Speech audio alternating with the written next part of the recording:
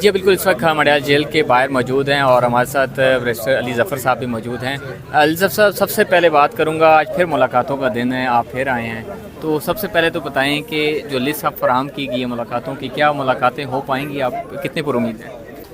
دیکھیں، لسٹ تو ہم نے قانون کے مطابق اور جو آرڈرز ہیں، خان صاحب کی بھی جو انسٹرکشنز ہیں، ہدایت ہے، اور جو ہائی کورٹ کے آرڈرز ہیں اور سپریم کورٹ کے آرڈرز ہیں، اس کے مطابق ہم نے لسٹ فراہم کر دی ہے، اور جیل اتھارٹیز کی ایک ذمہ داری ہے کہ وہ اس لسٹ کے مطابق ہمیں اندر جانے دیں، لیکن دیکھنے میں یہ آتا ہے کہ وہ چوز کر لیتے ہیں اور کوئی کبھی جانے دیتے ہیں، کبھی نہیں جانے دیتے۔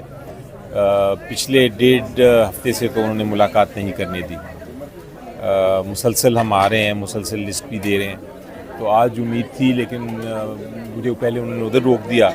وہاں سے پھر میں مشکل سے چکر لگا کے ادھر آیا ہوں، ادھر بھی روک دیا ہوا ہے۔ دیکھیں، کوشش جاری ہے۔ اچھا، یہ ایک چیز بتائیں کہ متحدہ بار جو ہے وہ اسلام آباد ہائی کورٹ نے احکامات بھی دیے ہیں، آج بھی سلمان راجہ نے دوبارہ سماعت کے دوران کہا کہ ملاقات نہیں کروائی جا رہی، تو اس پر انہوں نے کہا کہ آج آرڈر دے دیے، دوبارہ آرڈر دیے گئے ہیں۔ اس سے پہلے بھی وزیر اعلیٰ کو آرڈر دیے گئے اور انہوں نے ایک درخواست بھی وہاں ہائی کورٹ کو دی، خط لکھا، آرڈر کی کاپی ابھی تک موصول نہیں ہوئی ہے۔ جی، میرے خیال سب سے جو اہم ملاقات ہے، جو ضروری بھی ہے اور اس کا ایک نیشنل انٹرسٹ بھی ہے،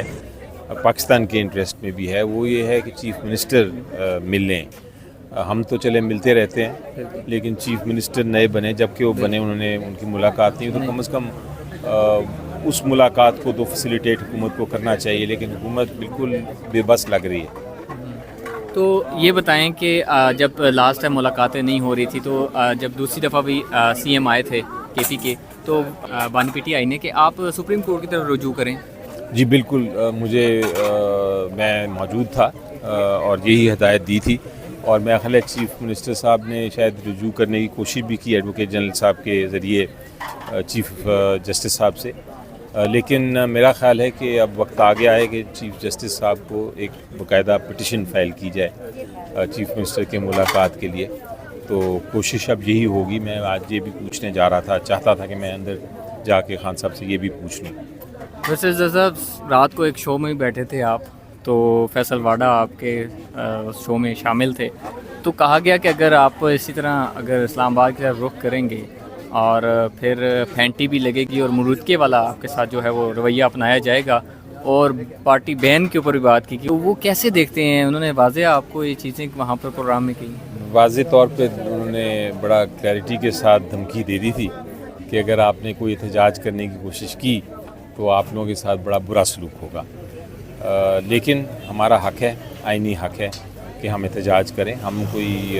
ٹیررسٹ آرگنائزیشن نہیں، کوئی دہشت گرد آرگنائزیشن نہیں، پاکستان کی سب سے بڑی سیاسی جماعت ہے، اور بار بار خان صاحب یہی کہتے ہیں کہ آپ احتجاج کریں، لیکن پرامن ہونا چاہیے، تو ہم پرامن احتجاج ہی کی بات کرتے ہیں۔ اگر وہ اس پہ تشدد کرتے ہیں تو پھر ہم تیار ہیں تشدد کے لیے، ہم اپنائیں گے اپنی اسٹریٹجی، لیکن ہم احتجاج کا حق نہیں چھوڑیں گے۔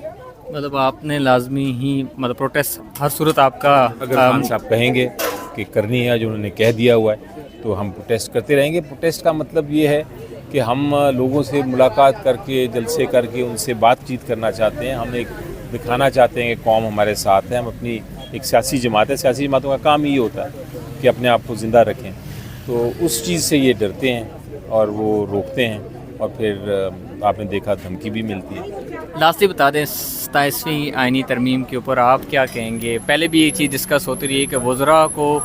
لائن تھے، جو حکومتی وزراء تھے وہ تو کہتے تھے ایسی کوئی بات ہی نہیں، اور اچانک یہ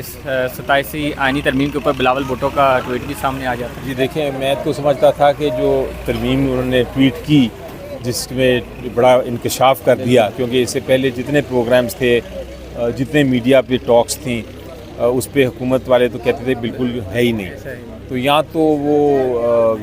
جھوٹ بول رہے ہیں یا ان کو علم ہی نہیں۔ اگر ان کو علم نہیں تو اس کا مطلب پھر یہ کوئی اور بنا رہا ہے۔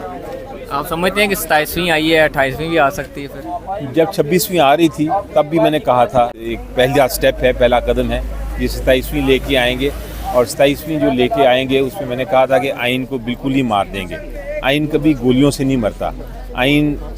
اس قسم کی اصلاحات سے مرتا ہے جو کہ بے بنیاد اصلاحات ہوں اور جن کی جو بدنیت پہ بیسڈ اصلاحات ہوں. تو یہی ہو رہا ہے. 26ویں ترمیم میں اصلاحات ہوئیں، اب 27ویں میں ہوئیں. بٹ 27ویں کے بعد تو آئین آپ کا وہ رہے گا ہی نہیں جو